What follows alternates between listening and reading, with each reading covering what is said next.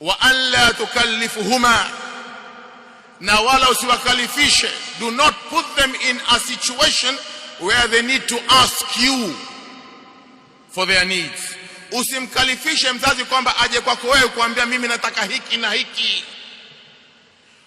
It is upon you to know what your parents need and provide it before they ask for it. Ni juu yako wewe kujua ahitaji kipi babako na mamako. Usiwazirishe, usiwatia kwenye aibu wakakuomba. Wewe kama mtoto, as a child, you need to know the needs of your parents. Think about them, provide them even before they ask for them. Hii ndio ihsani. Kwa nini akuombe? Mbona wewe ulikuwa huombi?